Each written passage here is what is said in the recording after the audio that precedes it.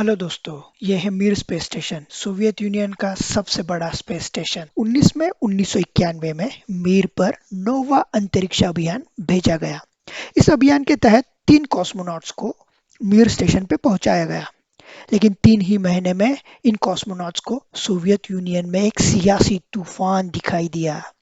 इस तूफान ने सोवियत यूनियन को विभाजित कर दिया और उनके वापस लौटने के संभावनाओं का सूरज अस्त हो गया। वो अनिश्चित काल के लिए अंतरिक्ष में भटकते रह गए। आइए आपको मिलाता हूँ अंतरिक्ष के उस लावारिस से। यह है सर्गी क्रिकालेव। पेशे से ये एक मैकेनिकल इंजीनियर थे। 1985 से लेकर 1986 तक इनकी कॉस्मोनॉट की ट्रेनिंग हुई।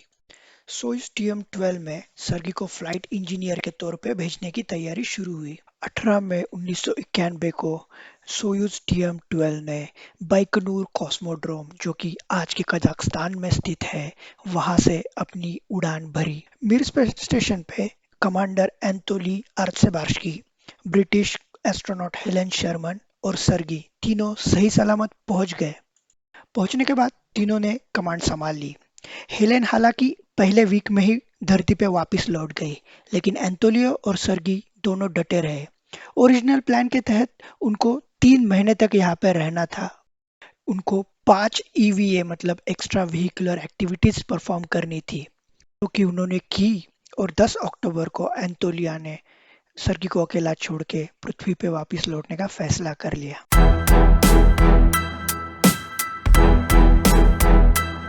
और 26 दिसंबर 1991 को रशिया अलग-अलग टुकड़ों में बँट गया और जहाँ से कि ये मिशन लॉन्च हुआ था, वो बिकनूर कॉस्मोड्रोम एक नई कंट्री कजाकिस्तान में शिफ्ट हो गया था। इसलिए उनके लौटने की तारीख अनिश्चित काल के लिए टल गई थी। वो चाहते तो इमरजेंसी एग्जिट लेके वो धरती पे वापस आ सकते थे, लेकिन उन्होंने ये जायज नहीं समझा। स्पेस स्टेशन को मानव विरहित छोड़ने की बहुत बड़ी रिस्क होती है और वो कभी अर्थ के एटमॉस्फेयर में री एंट्री करके बहुत बड़ा डैमेज तक कर सकता है। यूएसएसआर ने ऐसी इससे पहले गलती की थी, जो कि सर्गी दोहराना नहीं चाहते थे। इसीलिए उन्होंने वहीं पे रुकने का निर्णय लिया, लेकिन ये एक बहुत बड़ी चूक साबित हुई। सर्गी 311 दिन तक उसी मिर स्टेशन पे अटके रहे। इस दौरान उन्होंने 6 एक्स्ट्रा व्हीकुलर एक्टिविटी में भाग लिया। स्पेस में कॉस्मोनॉट्स पर रेडिएशन का इफेक्ट क्या होता है, इसके एक्सपेरिमेंट कंडक्ट किए। प्रोटीन स्पेस में कैसे क्रिस्टलाइज होता है, वो भी स्टडी किया। स्पेस से कंट्रोल रूम तक कम्युनिकेशन इफेक्टिवली कैसे किया जाए, इसकी स्टडी की। प्रोब और कोन को डिसमेंटल करना, ऑक्सीजन जनरेटर की मरम्मत करना, ट्रेडमिल रिपेयर करना और भी सारी मैकेनिकल इंजीनियर के काम उन्होंने किए। फिर 1992 में जर्मनी ने 24 मिलियन यूएस डॉलर खर्च करके उनके लिए एक रिप्लेसमेंट भेजा। क्लास फेड नामक जर्मन एस्ट्रोनॉट ने उनको रिप्लेस किया और सर्गी धरती पर वापस लौट आए। उनको लास्ट सोवियत सिटीजन के नाम से पुकारा गया। उनके पूरे कार्यकाल में वो 803 दिन, 9 घंटे और 39 मिनट अर्थ के सेंटर ऑफ ग्रेविटी से बाहर रहे और टाइम डायलेशन की थियरी के अनुसार उन्होंने 200 मिलीसेकंड्स फ्यूचर में टाइम ट्रैवल किया और वो दुनिया के टाइम ट्रैवल करने वाले पहले आदमी बन गए।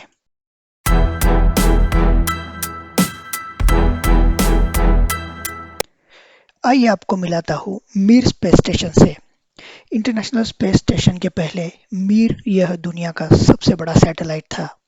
मीर एक माइक्रोग्रेविटी रिसर्च लेबोरेटरी थी, जिसमें कॉस्मोनॉट्स बायोलॉजी, फिजिक्स, एस्ट्रोनॉमी और मीटियोरोलॉजी के प्रयोग किया करते थे।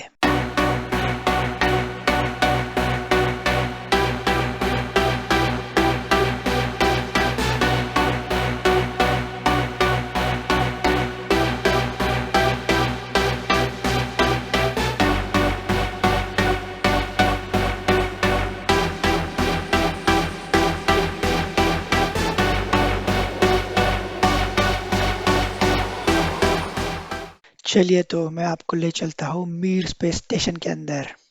स्वागत है आप सबका। अगर हम एक्चुअल स्पेस स्टेशन में होते तो ये हमारा प्रवेश द्वार होता। वैसे भी ये बड़ा खाली खाली सा लग रहा है, लेकिन रियल लाइफ में ये बहुत सारे वायर्स, बहुत सारे मशीन्स, कंप्यूटर्स से भरा हुआ होता है।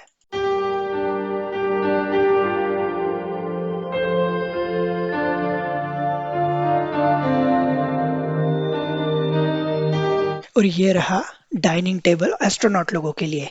सोचो कि आप हर रोज यहाँ पे डिनर कर रहे हो और पृथ्वी का व्यू ले रहे हो। कितना मजेदार है ना।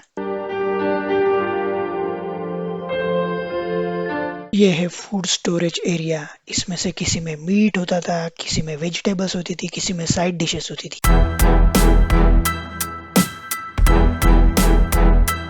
सर्गी उनकी एक कलीग थी, ग्राउंड इंजीनियर येलेना तेरेखिना। उससे कम्युनिकेशन करते थे स्पेस से, और उन्हें उससे प्यार हो गया। वो दुनिया के पहले आदमी थे who fall in love from space.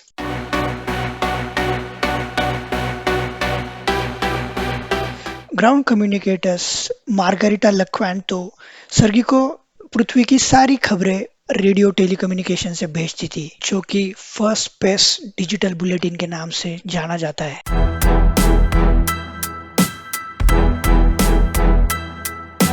सर्गी American space shuttle fly करने वाले पहले रशियन कॉस्मोनॉट बने। रोबोटिक आर्म का स्पेस में इस्तेमाल करने वाले वो पहले आदमी थे। वो पहले शख्स थे जिनको हीरो ऑफ रशियन फेडरेशन का टाइटल मिला।